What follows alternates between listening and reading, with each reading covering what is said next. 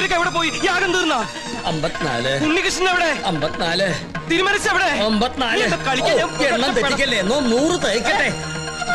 അല്ല 53 എന്നാണോ 54 എന്നാണോ പറഞ്ഞത്?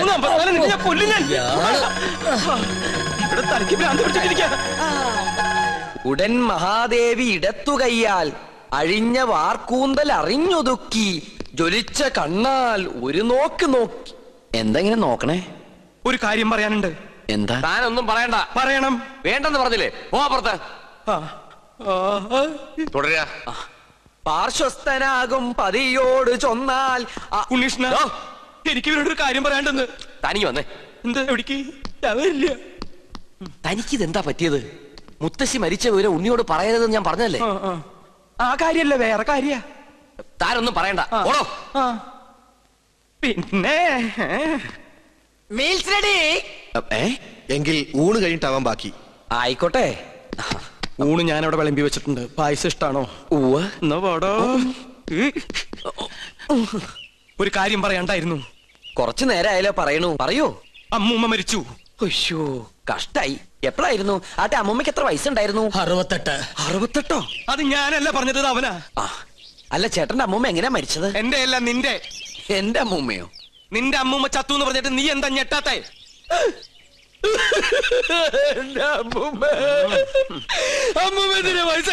അതിന് നീ എന്തിനാ ഇത്രയും വലിയ ഞെട്ടി ഞെട്ടി കരയണേ?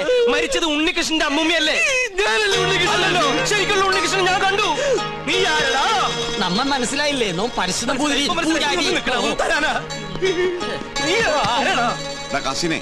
ഞാൻ ചെക്കനെ ശ്രദ്ധിക്കാം. ഒന്ന് പോവാ. അതിനല്ലടാ നമുക്ക് നമ്മുടെ സുലൈമാനെ പോലില്ലേ? നിന്നെ കൊണ്ട് ഞാൻ പറയിപ്പിക്കും. കൊച്ചാപ്പ, അത് സുലൈമാൻ തന്നെ. ഓനെന്താ കുട്ടിച്ചാത്തന്റെ ഡ്രസ് ഇട്ടിരിക്കണേ? നീ അത്രയ്ക്കായോ? നിന്നെ ഞാൻ ശരിയാക്കി തരാം. ഇവരിലെങ്ങോട്ട് പോണേ?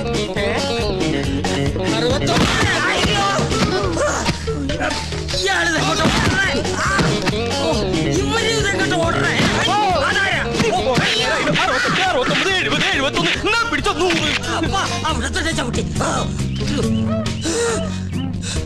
ഇഷ്ടപ്പെടട്ടെ. 70.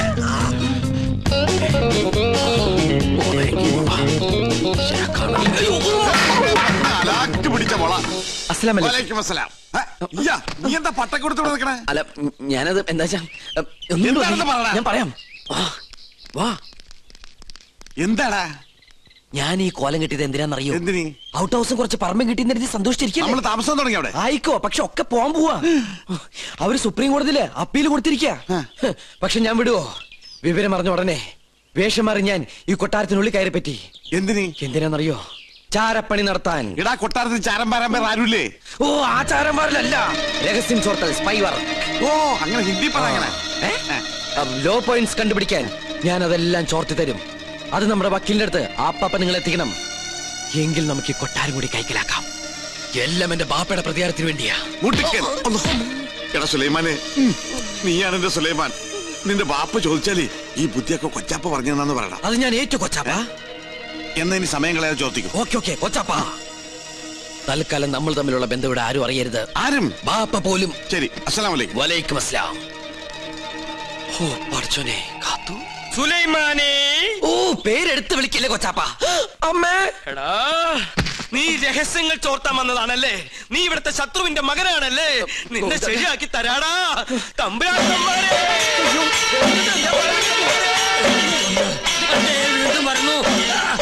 അവിടെ നിൽക്കാം. നമ്മെ തടസ്സപ്പെടുത്തരുത്. 100 വയ്ക്കട്ടെ.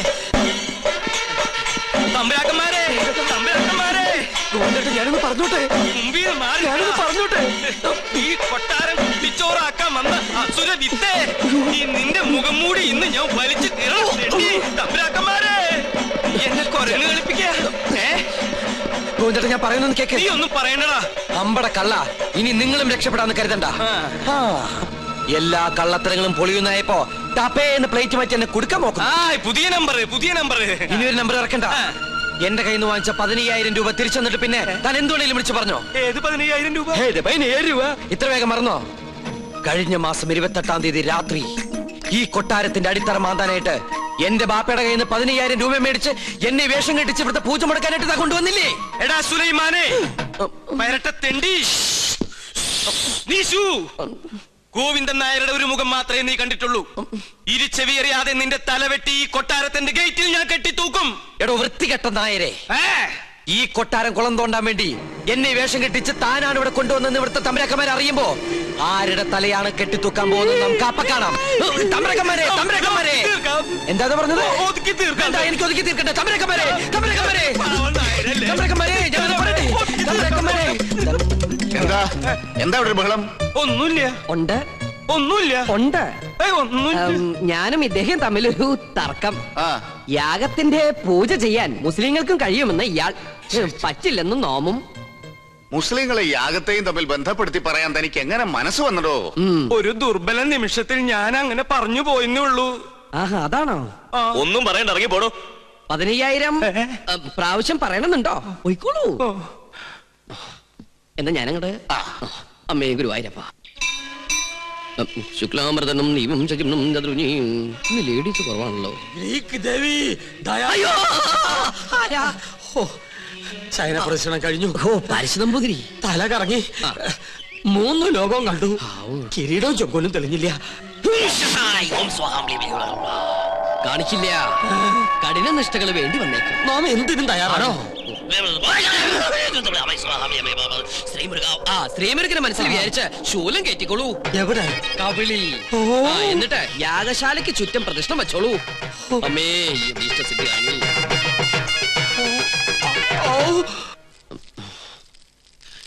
ഓം ഗണപതി ഭഗവതി പാർവതി. വിടില്ല മോനെ.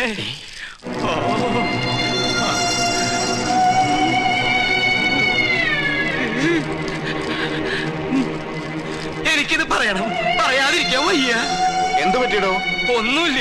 എനിക്കിതൊക്കെ കാണുമ്പോ ചൊറിഞ്ഞു വരുന്നുണ്ട്. ഇയാളെന്താ ഈ പിറുപിറുക്കണേ? കുറെ നേരമായല്ലോ ഇയാൾക്കൊരു വല്ലായ്മ തുടങ്ങിയിട്ട്. വല്ലായ്മ എന്താന്ന് ഞാൻ പറയാം. 15,000 നിന്റെ നശിക്കട്ടെ, എല്ലാം നശിക്കട്ടെ. എന്താ ഈ കാട്ടണേ? തനിക്ക് എന്താ പറ്റിയത്? ഇവനെ ചാമുണ്ടേശ്വരി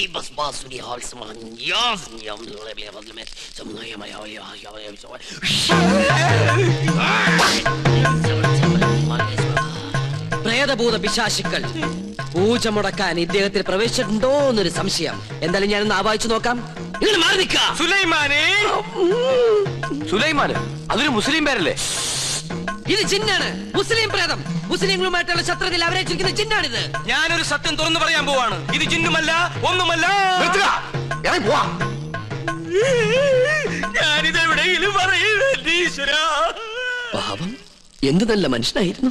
എനിക്കൊരു തെറ്റ് പറ്റി. ഉണ്ണികൃഷ്ണൻ നമ്പൂരിയാണെന്ന് പറഞ്ഞ് ഞാൻ ഇവിടെ കൊണ്ടുവന്നവൻ ഉണ്ണികൃഷ്ണൻ നമ്പൂരി അല്ല. അവൻ സുലൈമാനാ, സുലൈമാൻ.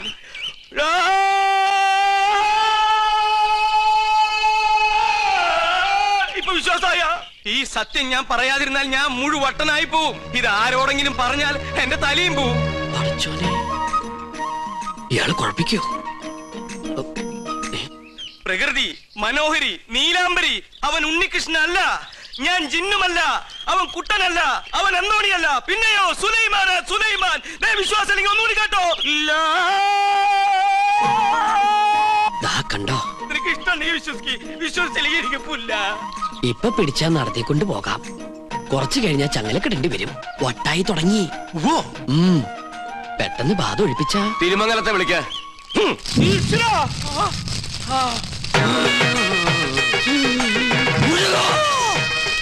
ഇയാളെന്തിനാ ഈ ശൂലവും കയറ്റി ഇവിടെ ഇങ്ങനെ കിടന്ന് ഓടണേ? ഇയാൾക്ക് വല്ല വട്ടുണ്ടാ? ആരാ നീ? ഞാൻ ഇവിടുത്തെ കാര്യസ്ഥനാ. ഞാൻ ബാധയടാ ചോദിച്ചത്. എന്താ നിന്റെ പേര്? എന്റെ പേര് എത്ര കാലം ഇവിടെ കൂടിയിട്ട്? അച്ഛനപ്പുമ്മയുടെ കാലം തൊട്ട് ഞാൻ ഇവിടെ ഉണ്ട്.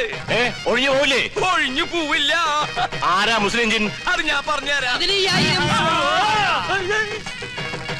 എന്താ നിന്റെ ഉദ്ദേശം? സത്യം പറയടാ. ഇനി അത് പറയാൻ പറ്റില്ല. അടി കൊടുക്ക. അടി വേണോ? വേണം. തല്ലുകൊണ്ടാലേ ബാധ പോകും. തല്ലുകൊണ്ട ബാധയല്ല പോവാ. ബോധം പോയാലേ ബാധ പോകൂ. ആഹാ.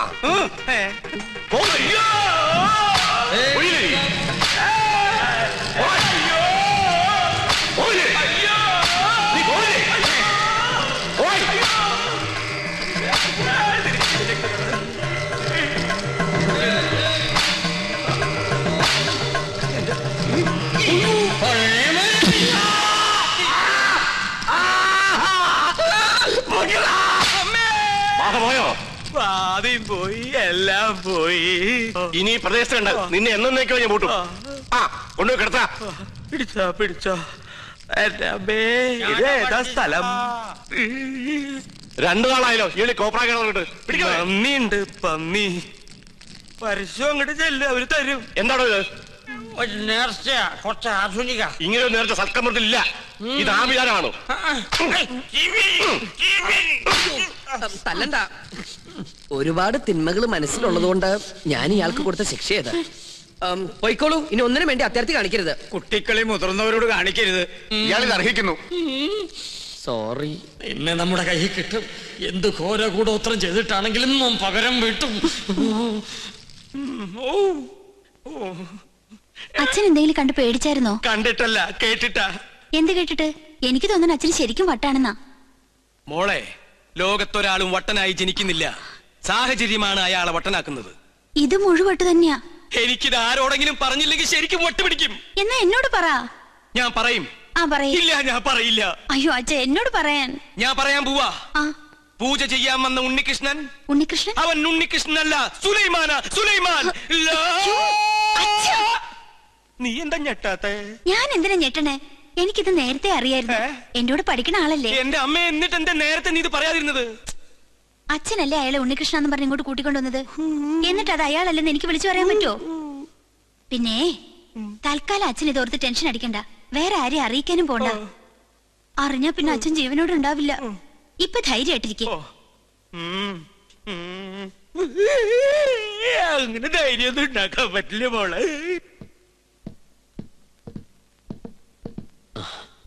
ഞാൻ കാരണം വിഷമയല്ലേ?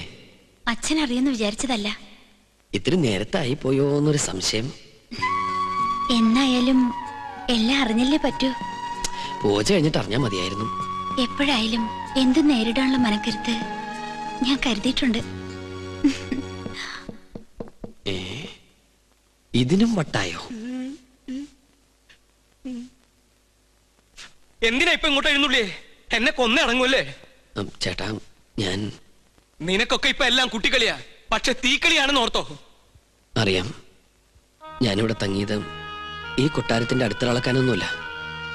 ഒരിക്കൽ പോലും ഈ കൊട്ടാരക്കെട്ടിനകത്ത് കാലുകുത്താൻ കഴിയുമെന്ന് ഞാൻ വിചാരിച്ചതല്ല. വിധി നിശ്ചയം പോലെ ഇവിടെ എത്തിപ്പെട്ടപ്പോ പിന്നെ തിരിച്ചു പോകാൻ മനസ്സ് വന്നില്ല. എന്റെ അമ്മയുടെ വീട്ടിൽ കുറച്ചു ദിവസം കഴിയാനുള്ള മോഹവും മുത്തശ്ശന്റെ സ്നേഹം പങ്കുവറ്റുള്ള കൊതിയോ അറിയില്ല. ചേട്ടനെ ഞാൻ ഒരുപാട് വിഷമിപ്പിച്ചു. എന്നോട് ക്ഷമിക്കണം. ഞാൻ പോവാ. കൂടുതൽ കഷ്ടപ്പെടുത്താണ്ട്. നിക്ക്.